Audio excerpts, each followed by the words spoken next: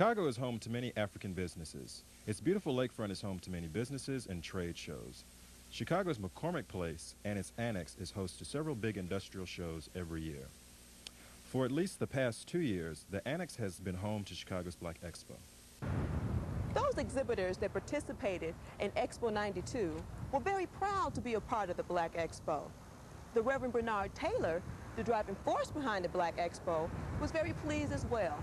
And he looks very much forward to the Black Expo next year. He wants a bigger crowd, as well as to have it at a bigger place. Well, it's been a great success. We've had crowds all day long. We have more than 610 exhibitors this year. Everything's been very positive. We had a great sports roundtable. Wesley Snipes was great in the film workshop. So things have gone very well this year for us. What is it that you are expecting for Black Expo to achieve? Well, next year we're going across the street to the larger hall, and we're going to set a goal for ourselves for 1,000 exhibitors. This year, as I said earlier, we had 600. So we want to expand and grow and continue to work with African-American business people and young people who want to be entrepreneurs. The Black Expo is where many merchants have the opportunity to display their product. Many businesses and organizations are represented here. I'm Tia Mugabe, and today, here we are, is on the scene to show you what's happening at the Black Expo. There were many businesses and celebrities that came out in support of Black Expo. Among them were former Bulls players Norm Van Leer, Bob Love, Craig Hodges, and assistant Bulls coach Jim Clemens. How did you feel that your participation contributed to the Black Expo? Well, hopefully we were able to discuss some issues that normally don't get discussed openly. And I think that any knowledge that we're able to pass on through our prior experiences can help the youth understand what takes place, not only what they see, but also what happens behind the scenes. Now, is this your only participation is Black Expo, or do you do other youth activities across the year? Okay, I do a multitude of things throughout the year, but fortunately or unfortunately, they aren't all publicized, but this is the only event that I'm participating in the Black Expo. Do you have clinics, like they have basketball clinics and things? Do you have clinics like that kind for you? Well, I do a number of clinics throughout the summer. During the year, when my schedule permits it, I speak at classes and classrooms and do those sorts of things, because I think that oftentimes we don't get an opportunity. So when I'm asked to participate and my schedule permits it, I do so. Yeah, now, how much information you think that was given out here at the roundtable today? Well, I think information was given out, but once again, how much of it will be kept and then acted upon. I think that has to be the focal point, that we talk and we tell people of our prior histories and what we did as people, but oftentimes kids don't take this to heart and now have a dream and a goal of their own. And until that's acted upon, then once again, there are just words out there that they must carry with them. Craig Hodges and Crystal Takia were on hand to lend their support. I'm here with Operation Unite Save the Youth, which is a charitable organization to which I belong. And the founder is Craig Hodges, and we're working to bring athletes and entertainers together to do whatever we can to help the youth. And we had a major event on Wednesday, a celebrity basketball game. We had far too many players. Everybody wanted to join us. We've gotten a lot of support from a lot of people, and we're here just to let everybody know that we exist here at the Expo. But how long have you been involved with Craig, Operation Unite? For about a year, yeah. You were with him last year when he started? Yeah, I actually met him at the Indiana Expo last year, and he started telling me about the program, and I started working with him then. What made you decide to get involved in Operation Unite? Well, what he said to me was so similar to the things that I wanted to do. I decided, instead of competing with him, to join him, because we're on the same page, so to speak, and what he wants to do, I want to do, and a lot of other people want to do it, and I thought if I join with him, we'd be more solid and we can get more people to join us. Yeah, are there many celebrities or luminaries out there that are like you, ready to get aboard or whatever? I think so. They might not be as vocal, they might not be as willing to be on the front line, so to speak, but many of them support us, and many of them are on board with us. Are you back with the television show coming up? Yes, I am.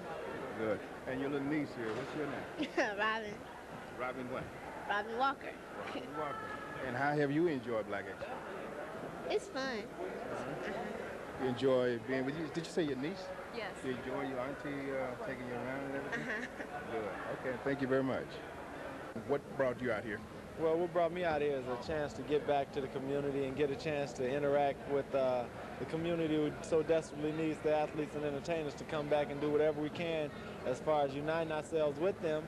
And I think right now we have to be the link between the masses of black folks and the leadership. And I think there's been a link that has been broken, and we have to recharge ourselves and get that link back together. So you think you're making real progress? Oh, absolutely. I think this weekend, just the numbers and the amount of exhibits that we had is an example of what's starting to happen among black folks, and that we're starting to come together in awesome numbers. Okay, I noticed that you had a seminar, a little round table here. And what does that round table consist of? Well, the main thing we were trying to get accomplished here was to speak on some issues that concern the African American community as it relates to sports, and it was a great session. Yeah. Okay, one last question, Craig, because they're turning the lights out on us here. What are the future for Craig Hodges hold? Well, the main thing that I'm concerned with is trying to put as much energy as I can into public service and doing some things within the community, and then basketball will take care of itself. I played 10 years, so I know the game, and there's other places for me. Sister Soldier was on hand as part of a teenage seminar for Black Expo. Yeah. What brings you to Black Expo in 1992? I was invited as a speaker, and so I was here and I did a panel yesterday. And what was that panel on? The panel was the state of Black America and specifically dealing with black youth. And what state would you say that we are in with our black youth and black America? I think that we're in a state of chaos because we have not developed our economic, political, spiritual, and military power. And I'm hopeful that we utilize the potential that we do have, because we do have a lot of potential to build in those areas so that we won't have to rely on people like the Democrats and the Republicans to determine our future. And what you say you got a product here? What is your product? Oh, I'm selling today T-shirts and posters, just merchandise, but it's conscious merchandise with a positive message. And where's your booth located? 1408. 1408. Thank you very much. Thank you very much. Right. Peace and power. Yeah. All right. James Anyike presented his year-round product, a book of African American holidays. We have an exhibit here showing our book, and we're also showing the Indigo newspaper. And what is your book about? My book is called African American Holidays. It's the only book on the subject of African American holidays, and we give instructions on how to celebrate the different holidays. What holidays you're In the book we cover Malcolm X's birthday, Martin Luther King's birthday, Black History Month, Juneteenth, Umoja Karamu, African Liberation Day, and Kwanzaa. Are you the publisher of this book? I'm the publisher and author of this book. And how is it doing? It's doing real good. We started off with a run of 10,000 and got about 8,500 of them out there in just 7 months, and I'm told that's pretty good for a first run. Is this going to be an annual thing? Oh yeah, we anticipate that all across the country people will begin to celebrate the holidays with the type of uniformity that we foresee. We think that people will celebrate King's birthday based upon the instructions that we give in the book. So we anticipate this book will sell more and more by the end of this year as we go back into Kwanzaa, and then just more and more over the years as more people are interested about how to celebrate themselves and pass on this type of celebration and celebrations to their own children. What does the colors have any significance? Well, red, black, and green and gold are our liberation colors. And we chose this color scheme, one, for that reason, and because, you know, the artist who actually developed the cover, a talented young man here in Chicago named Troy Brown, you know, knew what he wanted to do, and we just kind of let him express himself and put some input into it, and we were able to come up with the cover that everyone seems to love.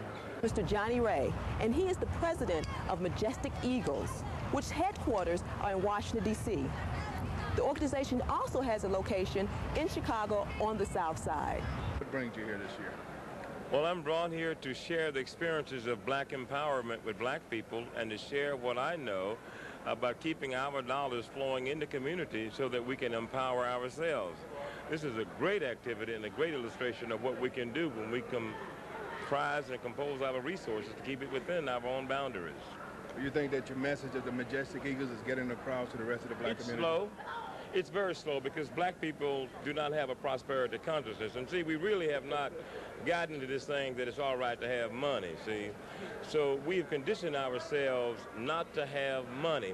It's a slow way of getting it across because most of our people, unfortunately, are still orientated toward getting a job as opposed to getting a business. And our whole entire orientation is to empower ourselves by starting our own business. And the man is not free until he can support himself and do something for himself, by himself, and with himself. Should the black community be upset at the Arabs and the Koreans? Oh, absolutely, man. They should be outrageous. They should be turning upside down. But you see, until you've had a dissatisfaction with your condition, nothing will change. 40 million of us in this country, $356 billion. We ought to have a lot more businesses. It doesn't take a whole lot to start a business. What it takes is some sense. And see, if you have some sense, it's sensible to get you started in business. But until we change our consciousness, it's going to take a change of consciousness. It's going to take a whole lot of self-love. It's going to take a lot of self-mental discipline. Because getting into business and staying in the business is nothing more than a mental activity. And when a man changes his mind, he changes his situation. And I'm so glad that I learned how to change my mind. Miss Black Chicago and Abdul Muhammad were at Black Expo to show their support.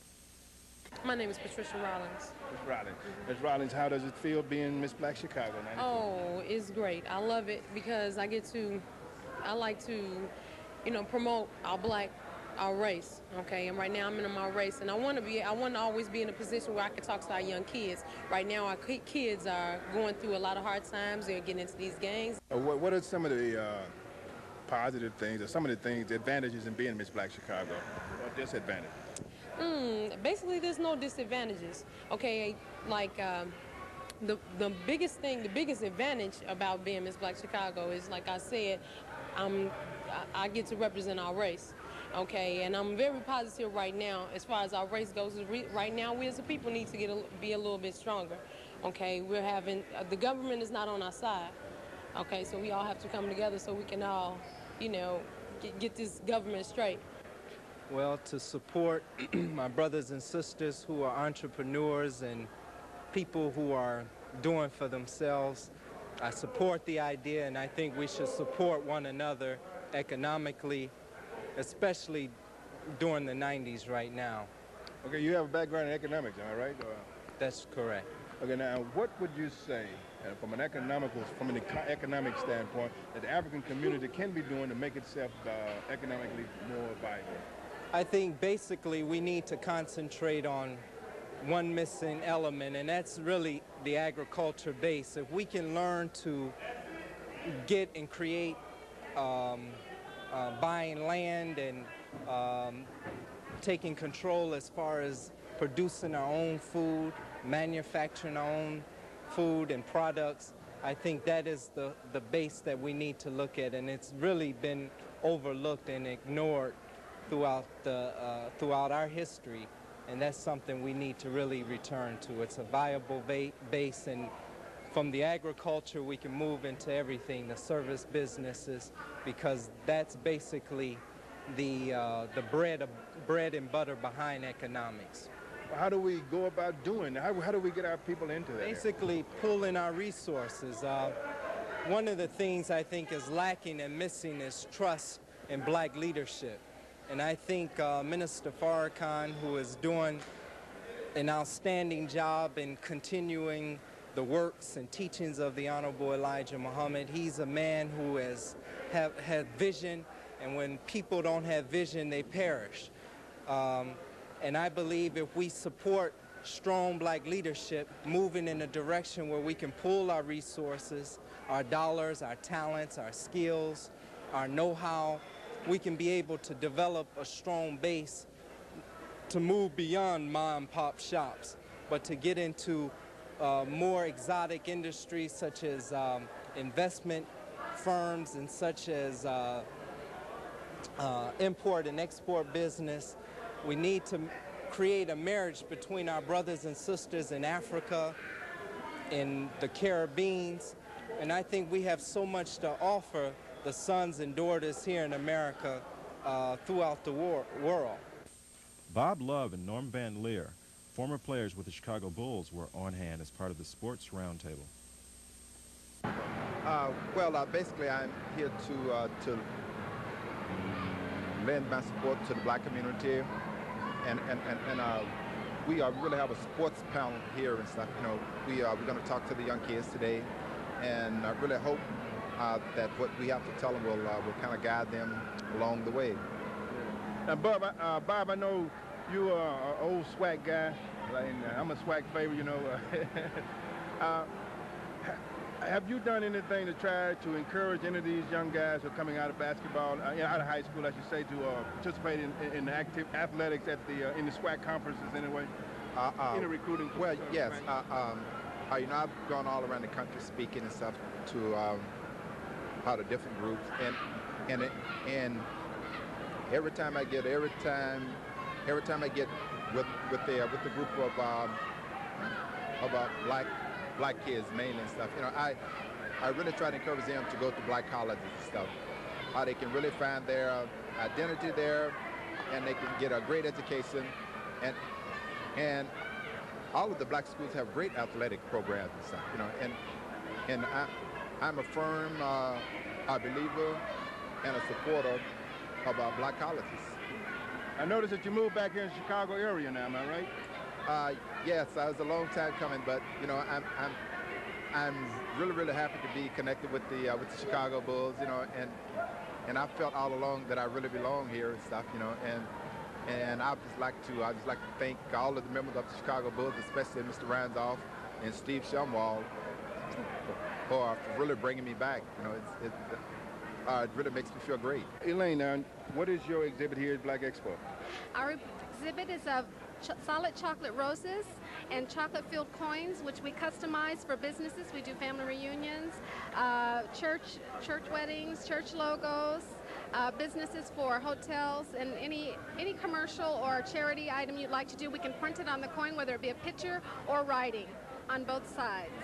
Now, and your friend here with you, and who are you, your partner here in the business? My name is Sugar Price.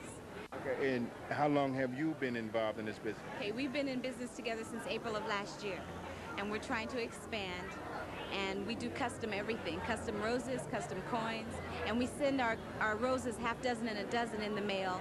We have an 800 number. Since its inception, the Black Expo has demonstrated how black businesses and organizations support each other.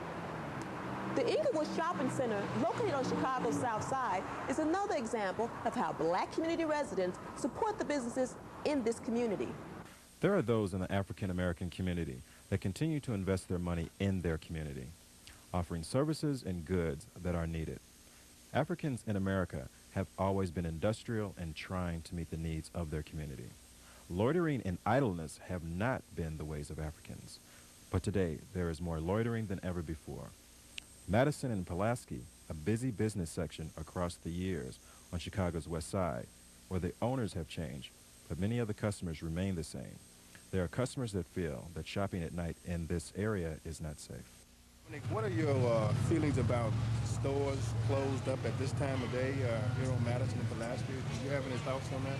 You think it's a little early for the stores to be closed or not? No, I don't. I think it's about the right time for them to be closed. They don't need to be open too long. It's kind of dangerous on the west side. Dangerous in what way? Well, it's, people go in stores. Some people go in the stores around here. Sometimes it be kind of wild around here. So I think it's about the best time for them to close up. The reason I asked the question because shopping centers stay open about 9 or 10 o'clock at night in the suburbs. That's why I was asking a question about that. Can you have the right to shop a little later if you want to? Yeah, but I still prefer, if I'm going to shop, I prefer to shop somewhere else beside the west side. So my shopping over here too late, you won't get too far with your packages. So I think that timing is fine. There's nothing wrong with it. So you have a fear of a little danger. That's one of the things you're saying? Yes. If the stores are remain to be open a little longer, yes, I do. So time is fine over here. Well, how do you feel about shopping in the African community? Excuse me? How do you feel about shopping in the African community? I feel a little safer. I feel a little safer. You feel safer shopping in the African community than shopping in other communities? That's what you're saying? Excuse me, I can't hear you from the side. Okay. How do you feel about shopping within your community? I'm feel all right shopping over here in the community, but if I have someone to shop with, I wouldn't go by myself. Do you feel that they're closing at the proper time? I think they're closing at the proper time. About this time, the suns begin to go down and things really start to happen then. And I think that the business owners realize that as soon as it get dark or get late, they're at a much greater risk. And I think it's safer too for the community. So, and most people downtown, they get off for work about 5 and the stores around here close about 6, and I think they got about an hour left to shop. Like any other ethnic group, many Africans would like to shop with other Africans. How do you feel about shopping in the African community? This community here, most stores are Koreans and Japanese, I guess. I don't particularly like shopping in these stores, but they have all the latest fashions, and there ain't no other stores that you can go to around here. I mean, if I had a choice to go in a Korean store or a black store, of course I would go in a black store, but there ain't no black stores hardly around here. So it's like I don't have a choice. There are African companies and franchise owners that are doing business in the African community in spite of extra odds. Okay, Ms. Pratt, I noticed that you're one of the grocery stores in the black community here on the west side. How are things going with you? I hesitate to say, but as our history goes back, we don't support our own businesses. That's why we don't have any. I am the only black person on Madison Street for blocks and blocks with a business, period. And how long have you been here? I've been in this location for approximately 4.5 years, and I have another store, 2946 Madison, that I've been there quite a number of years, like almost 24, 25 years. And it is a struggle to try to make ends meet. Now, I noticed that how many people you have employed in the Well, I started off when I first opened up, I had approximately 13 to 18. Now I'm down to 3 and 4 and a lot of part-times. That's it, I can't afford them, and the business is here, but we're not getting it. Well, who's getting this business? Well, I imagine the large conglomerates, people get in their cars and they go shopping, you know what I'm saying, out of their neighborhood. And your prices are the same as any other? Prices are the same as any of the others, and they could even be better if I got the participation that I need, because I'd be able to buy in order to do a better marketing to the customers here. And do you use the black media to advertise, or do you use media to advertise? I did. When I first opened up, I started off, but it's quite costly, and I was not able to continue. But what we do, we put out sales circulars every 2 weeks. So black people do know you're here? Oh, they know. I think they know that I'm here. After 4.5 to 5 years, somebody should want to know who has this fine building sitting there. In the African community, much of the land is prime real estate. Because of white flight to the suburbs, with many middle-class Africans running after them, leaving many non-professionals in these prime city neighborhoods. Here the Bulls and the Medical Center are now trying to reclaim the near west side for the elite. From here to downtown Chicago is a nice walk or a bike ride away. There is no need for the long commute from the suburbs to see the Bulls, Blackhawks, Bears, Cubs, nor the White Sox play.